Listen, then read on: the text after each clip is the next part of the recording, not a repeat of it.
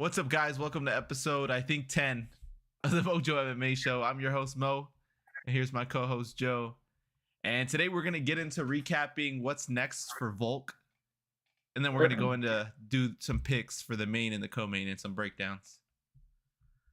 All right, Joe, how did this weekend leave you feeling after the main event? Crying and staring at the TV. Oh, do you see the video I sent you right after? That's exactly what I did. yeah. The video of Stewie when he turns the TV on and rolls over and starts crying. Yeah, I hate watching fights at my mom's now because when shit like that happens, I get to drive home. I have to drive home and he gets knocked out. I stand up, I'm like, baby, let's go home. I get in the car, I'm just fucking driving. And Volk, one of my favorite fighters of all time, and two just in the current era, and gosh, that sucked. Yeah, he wasn't. The night wasn't too good for me either. The what? Just the whole night with just all the fights. I just wasn't in like the favorite fighters I like were not winning. One thing is if Robert Whitaker would have lost, I would have ran away. Honestly, I wasn't too upset. Like when that wheel kick landed, I'm like, oh no. But I love Costa just as much as I love Whitaker, so I preferred Whitaker to win, and so what I wanted to happen did happen. But if Costa would have won, I wouldn't have been too upset. I would have been upset. I would have took my shoes off and walked outside and not come back home. All right, so now Volk is on a 2-fight losing streak from not losing for how many years to it was like 14 years or something to getting knocked out twice in a row. Well, this one was a second round knockout. Yeah. First round knockout, second round knockout. Ilia Topuria is the current featherweight champ, and he's in good standings. Like, he has some good company right there, because I mean the only UFC featherweight champs ever have been fucking goats. So it's a great position to be in. But what's next for Volk? What's next for Volk? I don't know. I think that I absolutely hated the fact that he stepped up to fight Islam the second time on, like, I don't know if it was 2 weeks notice or how much of how short notice it was. I hated that fight for him and Kamaru. And I'm not like a huge Kamaru fan, but I hated them stepping up that close to the fight to replace them, especially because both of them were GOAT status. For me, not so much Kamaru, because Kamaru, like, he's in a position where he lost the title. He couldn't get it back. And so, like, he needed something to spark that back up again. So I don't mind him stepping up to fight the boogeyman, Khamzat Chimaev. I think it was a good risk. I mean, and the risk and the reward was there. But, like, Volk, it was not there. Like, he just lost, and he had a full camp. He was ready for it. And, I mean, I guess he bounced back with that. Who did he defend again in between? Yair Rodriguez. Yeah. He had a good fight then, and he thought it was time, and fucking wasn't. So, I mean, yeah, I don't think he should have taken that fight either. I think, I mean, he's a, what's the word? He's a promotion man. What is it? He's a UFC guy. So, I mean, if they needed him, he was going to step up.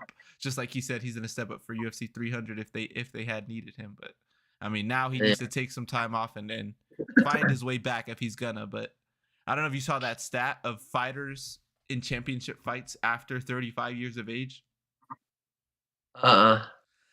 I think they're 2 and 31. Gosh damn. And those two are the greatest welterweight of all time. What? Huh? Daniel Cormier is not on there? Nope. Oh no, sorry. This is 170 pounds and less. Oh, okay. Yeah, heavyweights and light heavyweights, it doesn't apply to them. Them all of their champs are old as fuck. I'm talking about 170 welterweight and below. Only 2 wins, and they're by the same guy, the greatest welterweight of all time. Well, I'll tell you one thing is, if they do make any fight, I want to see the only guy in the 145-pound division that could take the belt back and keep the belt, unless he has to fight Volk again, and that's 145. Yeah, the GOAT. If you're Max, do you pull out? That's what I'm saying. I was pissed that I hate that fight to begin with. First of all, it's gonna be a great fight, him and Gaethje. But I mean, it's a terrible fight because it doesn't. I mean, especially with Topuria and Volk booked, and Volk coming off a knockout loss, Holloway should have sat out and seen what happened. Because Holloway could have made a quick turnaround and fucking called out Topuria right after. And Topuria and Holloway is the only fight that would make sense. Because Ortega is number 2 or 3, and he hasn't fought in 2 or 3 years. Yair Rodriguez just lost to Volk. There's no one else except for Movsar Ivoyev and one other guy. But those guys, they ain't ready yet. 145, Max Holloway is ready. But now he's got to fight the scariest dude in the UFC. The baddest, strongest, the BMF. best knockouts in the UFC. He's got to face Justin Gaethje now. And the only thing that I see happening is if Max can pull this fucking victory off against Gaethje, imagine what will happen against Topuria. Yeah, because I mean, Gaethje and Topuria are pretty similar, except Gaethje's just bigger and he probably hits harder. Yeah, when I see that fight, Max versus Gaethje, like as fucking amazing as Max is, I don't see a path to victory for him. I'm scared for him. I'm very scared for him. I'm not even a Max fan. I've never really liked Max Holloway, but that fight scares the shit out of me for him because I mean, Gaethje, you just saw what he did to Poirier, the fucking probably second baddest man in the fucking organization. So I mean, I don't see a path to victory. I see Max probably getting knocked down and out for the first time ever. Yeah, but I mean, if I'm Max, I pull out, and I think Max easily beats Topuria, but who knows? Yeah, I think I think Holloway, it being a 5-round fight, Holloway definitely has a chance but I love Gaethje, and especially the new Gaethje that we're seeing. Gaethje, yeah. So I hate this fight because it doesn't boost Max in any way, and Max absorbs a lot of strikes in his fights, so he's probably not going to be able to turn around and fight Topuria. So what's going to end up happening is the winner of Yair Rodriguez and Brian Ortega is probably going to fight Ilia, and that would be fun to see, but yeah, I got a two-parter. What's next? Well, I guess maybe you could fall into one. What's next for Ilia Topuria? One, I don't like the first getting there and then beating the champ that's been the champ since 2019, and then calling out both weight divisions, the one above you and below you. Like, what are you doing? Like, it's become such a thing. Like, maybe like when Conor did it was like the one exception that like he doesn't have to defend him belt because you know what he does for the organization. But like Cormier, longtime 205 champ. Cejudo, his division was cleared out. He cleared everyone out on the way to Mighty Mouse and still defended, you know. Amanda Nunes literally had no other competition. So, I mean, like all those were fine, but now everyone's trying to do it. Volk, another one, fucking cleared out his division multiple times. But now Topuria's trying to Sean O'Malley. Like, I feel like these guys need to get like at least 3 defenses before they go calling out other divisions. Yeah, I don't like that fight. I don't know.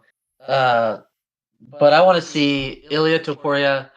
I want them to make the rematch, the Volk rematch, but I don't want them to make it right now because if they make it right now and they announce it for like in 4 months, I don't like that for Volk. I think Volk needs to take, and I don't even think Volk's washed at all. I think he just needs to take 6 months, at least half a year off, because he's been super active.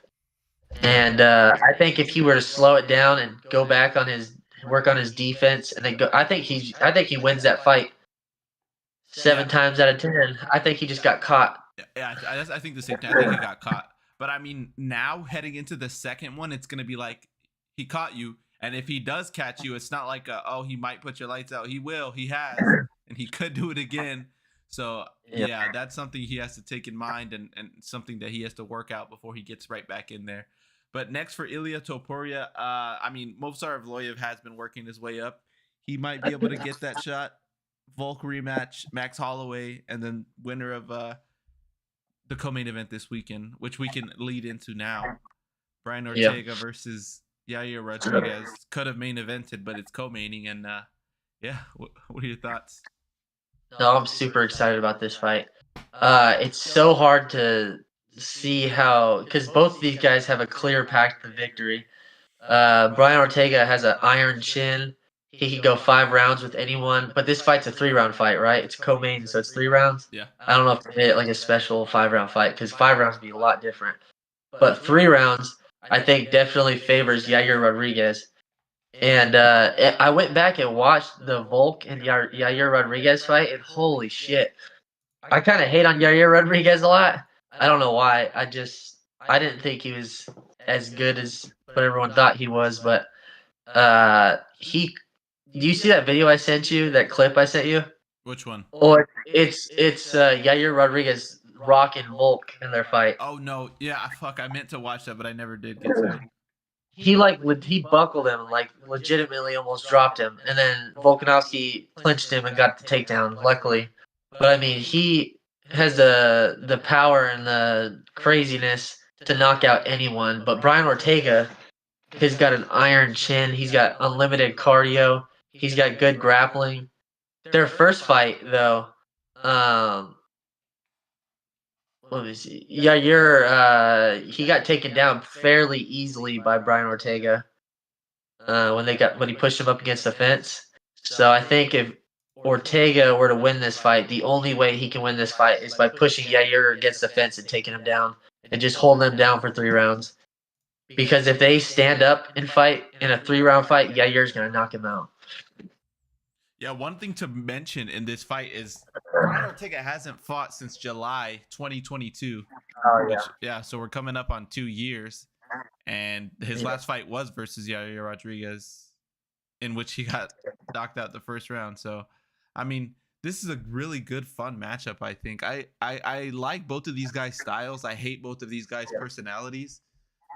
Both of them. One, Yair Rodriguez just turned me the wrong way when that one fight. You remember when he fought Jeremy Stevens? Yeah. And then the way he was treating Bisping and stuff. He apologized, but like, I don't know, maybe not like the guy. And then Brian Ortega just does a lot of cringe stuff, and his cup's a little too big for my liking, you know. So but well, one thing. Go ahead. No, you're good. Go. No, I was gonna say one thing I noticed about Yair Rodriguez and Ortega is Ortega does not have any head movement. If you go back and watch the Holloway fight, he doesn't block a single punch he doesn't move his head at all. And then you go back and you watch Yair Rodriguez versus Volkanovski, and every single time Volkanovski gets caught standing still straight up, Yair caught him with a head kick, and he landed like 5 or 6 really good head kicks on Volk, like almost knockouts against Volk. And Volk has good head movement and good side-to-side movement. And Brian Ortega does not. So I think Yair's gonna catch him with a lot of big kicks, a lot of big strikes. I think he'll knock him down, but I don't think he'll knock him out. I think I could see Yair pulling off a decision win, a clear decision win with all the knockdowns. Yeah. So when I look at this fight, I see multiple paths of victory I see more paths of victory for Brian Ortega than I do for Yair Rodriguez. One, because this goes to the ground, Yair Rodriguez stands no chance, you know? Like, not no chance of, like, if it goes to the ground, he's not going to lose immediately. But, like, if it goes to the ground, there's only one guy that's going to win on the ground. And standing, I think Brian Ortega has more knockout power than Yair Rodriguez. But the thing I think so. I think so. No, I do think so. More power? I think so. But Yair Rodriguez has way better technique. His stand-up is really good. He has kicks, punches, I mean, elbows. You remember how he knocked out TKZ with 1 second left in a fight he was losing? Yeah. Yeah, but the thing about this fight that I think is the determining factor is Yair Rodriguez's speed. This guy is fast. He's really fucking fast with his kicks, his punches, his everything. Like, he's in and he's out, you know? So I don't think he'll even be there to be caught by those punches. You know, he didn't even really get caught by a big punch in the Volk fight very often, you know. But I mean, Volk is Volk. But for me, Yair Rodriguez is going to be too fast, and he's going to pick him apart, like you're saying. Multiple knockdowns I can see happening, and I mean, elbow, knee, punch, kick. Who knows? The Volk fight, he was winning the 3rd round until he got finished, and then their first fight, Yair landed a lot of good strikes on him in the first round, but Ortega took him down fairly easy. But Yair just submitted Josh Emmett last year, I think. So there's also that. And I was looking at his record and I was thinking, I was like, damn, he's only really fought Volk and Josh Emmett that are like really good guys that are Who? relevant ones. Yair Rodriguez. Oh, he's only beat. Yeah. No, I'm saying like those are like the most relevant wins that he has, and he lost And the TKZ. But he was yes. one thing to say about that. He was literally 1 second away from losing that fight. And Yeah. oh my gosh, Hail Mary. Yeah, did he? I don't know if he took time off. I thought he took time off. Who, Yair? I could swear, yeah, and then he came back looking better. Was it 20? Oh yeah, 2019. Yeah, so the last Jeremy Stevens fight was in 2019, and he didn't fight until 2021, and that's when he came back against. Was it? He came back against Holloway. Holloway, yeah. And he was great against Holloway. That fight with Holloway was a close ass fight. He came back a whole new fighter because the Jeremy Stevens fight was close as shit. That 3-round fight where Jeremy Stevens looked like he was pulling it off in the third round, and then he came back and he looked great against Holloway.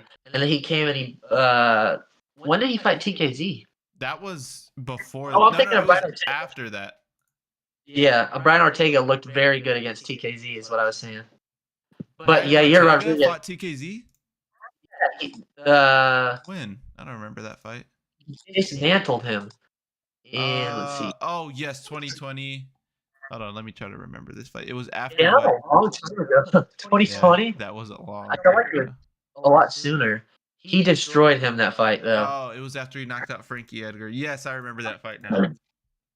Yeah, but I think that I think that if Yair Rodriguez can stop from getting taken down early in the fight, that he's gonna pull off a decision win. I think if he does get taken down, it's gonna be a lot closer of a fight. Yeah, but I don't know. Like just with the speed that Yair Rodriguez shows, I think he'll even finish Ortega. I don't see this one going to a decision. Yeah, but their last fight, Brian Ortega and Yair Rodriguez, it ended because whatever the hell happened to Brian Ortega's shoulder. I forgot about. I don't know why I remember Yair Rodriguez knocking him out. Yes, that's exactly what happened. He was Yair Rodriguez was going for like a triangle or something. It was like an arm triangle. Well, he got taken down, and instantly, as soon as he hit the ground, he was like Diego Lopez. He was instantly going for a triangle. He went for an arm bar. He was holding. I couldn't tell if he did the damage to his arm or what happened because he had the arm in his hand or his wrist. Yeah. And he was going for some. I couldn't tell if he was going for an arm bar or a triangle. Yeah, I remember that now. Yeah, and then I remember a lot of after the fight, like Brian Ortega was trying to. Oh no, it's like it just popped out. It's been happening. But like if Yair Rodriguez wasn't applying the those tactics to try to get a triangle, then none of that would have happened. But yeah, I do remember that now. And now that I think about that fight, I should have done my research beforehand. But thinking about that fight, I'm even more on Yair because they did go to the ground. And Yair was holding his own, so yeah, I'm way more confident now. Yeah, he wasn't just sitting there like a lot of fighters do, trying to just wrestle off his back. He was going for submissions as soon as his back hit the ground. Yeah, that's an exciting one. All right, so I think we're both on Yair on that one. Moving on to the main event, is this part 2 that Brandon Moreno or part 3 of Brandon Moreno versus Brandon Royval? It's part 2, right? One of those. I think part 3 would be the Pantoja Royval, or both of them actually. Pantoja, Royval, and Moreno. Yes, this is 2. Okay. Yeah, so the Brandon Moreno won the first one by knockout in the first round. 1 second left in the first round. So. Yeah, it was an interesting stoppage. It was he was winning the round. And he was on top, and he just started landing a bunch of unanswered strikes. And I thought it was pretty early, but then when the referee jumped in, he just you could see Royval was still like defending and blocking, and I thought he was still getting hit. He didn't know what was going on, so it was a good stoppage. But it was 1 second left. He probably could have survived, but if you rewatch it, he was not looking good. Yeah, so I mean that's exciting for this one because Royval. He's been on his ups and downs, but he's one of the funnest fighters to watch in the UFC. What fight do you remember when we really started watching Royval? It was the main event was Adesanya versus, or I think that was the main event, Adesanya versus Costa, and then the co-main was Dominic Reyes versus Blachowicz. Do you remember? It was a really fun fight. Matt Snell Oh, or what? I think it might have been Matt Schnell. The knee, or was it? Yeah. No, it was a submission. That one was. Yeah. That was a fun one when I first started really watching him. And then he had his fight with Mateusz Nicolau, and then Yeah. the Pantoja fight. So I mean, looking at this fight, I really don't think there's much competition. I think Brandon Moreno, is who he is, and lost a really close fight to Pantoja, and this is his first fight back, right? And yeah, I think he's gonna run right through Royval, even with how much better he's gotten.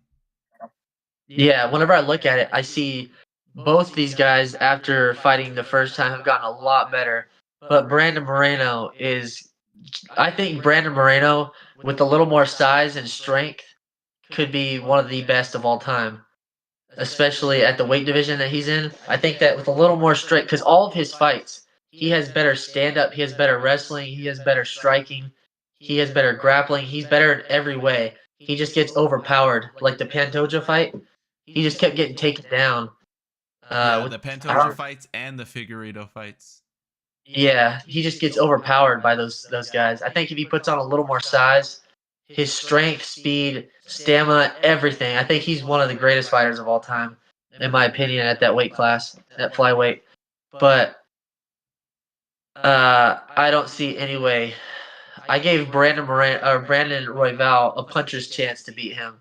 But I think Brandon Moreno goes out there, takes him down a couple times, breaks him down a little bit, and then starts working the body shots. Brandon Moreno, I love watching his fights because his body shots are like the best I've ever seen. Yes. I love watching his body shots. He's just a all around like great fighter. He has good grappling, wrestling, everything. So I think Brandon Moreno takes it in the later rounds. Yeah, I think so too. I think Moreno's just gonna be too fast, too everything for this guy. Royval's a great fighter, but if you look at since they last fought, what's been happening?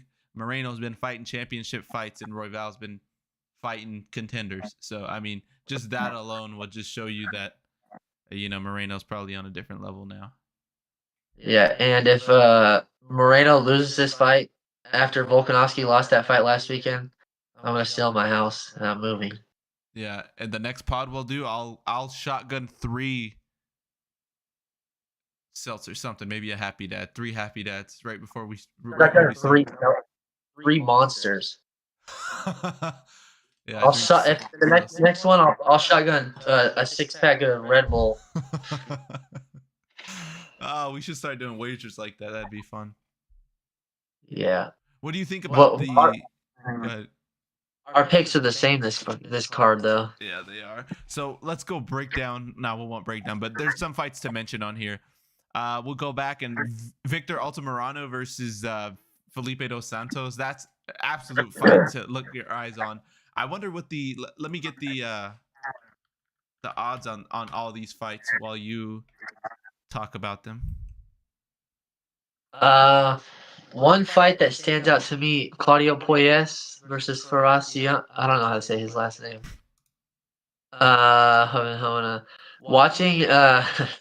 Watching Claudio Puelles' last fight against Dan Hooker made me hate him so much. I used to like him too. I know he's like a nice looking fighter, I guess. But after watching him versus Dan Hooker, I wanted to punch a hole in my TV. That shit was pissing me off. It was like the fight with Topuria and Ryan Hall. Is it Ryan Hall? Yeah. Okay. Yeah. Do you remember that fight? Whenever he was just doing the fucking looking for a leg lock. I don't know what the hell it's called. Heel hook.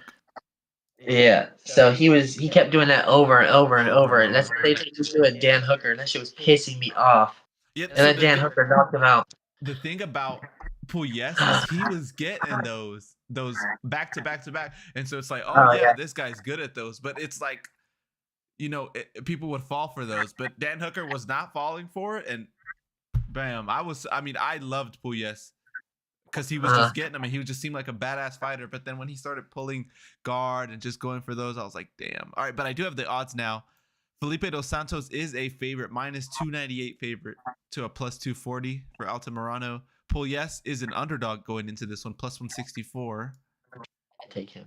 Co-main event, Yair Rodriguez is a minus 148 favorite. Brian Ortega plus 124. And the main event, oh, wow, I thought he'd be a way bigger favorite. Minus 290 favorite for Brandon Moreno versus Brandon Royval.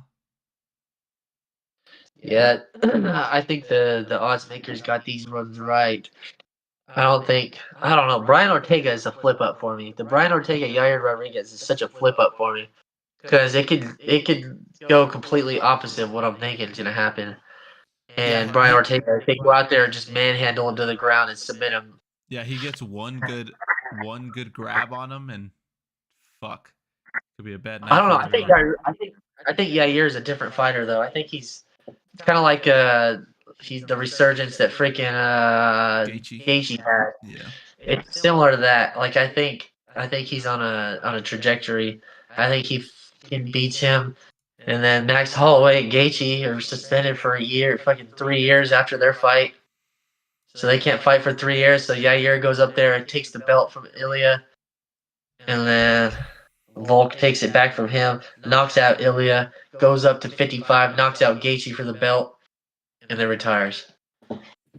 Yeah, it's a good thing. Okay, so now that we wrapped up UFC Mexico Fight Night, what do you think about Francis Ngannou finally coming back to MMA? I saw his potential opponent was Ryan Bader. Yeah. Oh my God, he would kill him. Yeah, 100%. That fight doesn't even sound like. It sounds like it's like if I was Ryan Bader, I would retire after winning this next fight. If I was Ryan Bader, because isn't he like 37, 36? He's got to be 30. Yeah, almost 40. Old. Yeah, he is 40. Okay, I was gonna say he has to be old. If I was that old, and the guy that they were talking about me fighting next was Francis Ngannou, and I'm getting paid a little bit more than I got paid than on my last fight, I'm gonna retire. I'll retire forever. Yeah, I think the payday for the Ngannou fight alone might be worth just getting in there, but fuck no, that's so scary. Like, the one thing about Francis leaving is like, fuck, this motherfucker will never lose a fight again, you know? Yeah. I mean, heavyweights, there's always a puncher's chance, but Ryan Bader's always been fucking small, you know? This guy comes in and weighs in the fucking 230s, so... Yeah, with this fucking powerhouse coming at you, fuck no. I wouldn't even try it. That doesn't even sound appealing, too. That doesn't even sound like a good fight. Like, no one, I don't think, the only people that would want to watch that is people that want to see Francis Ngannou fight. Like, if they had an actual fight, like John Jones, like what should have happened, then that would bring in 50 times more money. Like, just imagine Ngannou up against any of the top fucking 5 heavyweights. Just him versus Jones, him versus Miocic Part 3, Tom Aspinall, Sergey, exactly. Like, just any of these guys. Like, oh, it sounds like a good fight. I wish he never left. I understand getting those boxing paydays, especially this next one. Yeah, I think he really stands a chance in this next one because Anthony Joshua gets touched up quite a bit in his fights. So. Yeah, I would have never gave him a chance in that fight, except for now that he. How old is Francis? He's got to be 35, 36. Maybe even older. Yes, I don't know. I don't understand, but jeez, he's probably one of the biggest success stories leaving the UFC. Him and Mike Perry. Right. Yeah, Mike Perry's had the fucking ultimate career resurgence. He's 37. Yeah, damn, he ain't got much time. I mean, shit, as a heavyweight, you have till you're fucking 45 if you want. Yeah, like Dan Henderson. Light you heavyweight. see Dan Henderson? Actually, speaking of Dan Henderson, you see him at this last fucking fight? Yeah, I don't know. That boy was moving around like this. Like a fucking he's always stiff. Man. He's stiff. He's just stiff. Yeah, he was walking around like he could fucking barely move. I was like, damn, that motherfucker just retired a couple years ago, and now he's fucking walking like a fucking... Yeah, right. He retired like 10 years ago. Him versus Bisping, when was that?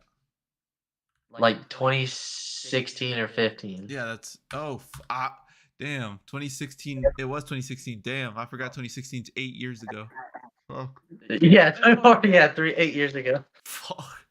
Yeah, I guess it was a while ago. Damn. One of the best retirement fights of all time. Walked away as a champ. In today's standards, you judge off damage. All right, Joe, you have anything else before we log off? No, that was all. All right. Look forward to, a bunch of good fights. Not a lot of giant names, but definitely a good card worth watching. And shit, we'll be back. What is there a fight night after that, or how close are we to UFC 299? There's like 11 in a row as of last week or 2 weeks ago. So we have fight nights booked for the next few months. Oh, damn. We're 2 weeks away from UFC 299 as well. Fucking look forward to that one. Oh, that's one of the best cards. Oh, my God. Shit, Of this our next time. one. Ooh, we might have to skip this next. Yeah, I saw that one. Who the hell is Shamil Ghaziv? Yeah, I've never heard of this guy, actually. Am I Vitor- casual? He has fought in the UFC. Tyson Pedro's good. Alex Perez. Muhammad Makayev's good. Eric Anders. Jamie Pickett versus Eric Anders. Damn. What the? Whoa, 13 shit. is Umar's 10? fighting on that card. Matt Chanel's fighting on this card. Never mind. This card looks good. What am I talking about? Yeah. Who the hell are they fighting now? Ludovic Klein's on this card. Yeah. All right. Christian Leroy Duncan's on this card. What the fuck? Joel Alvarez is actually good. Never mind. The main event is shitty, but everything else, this is a good card. Yeah, I can't wait to break this one down. All right, Joe. Another fun episode. We'll catch you on the next one.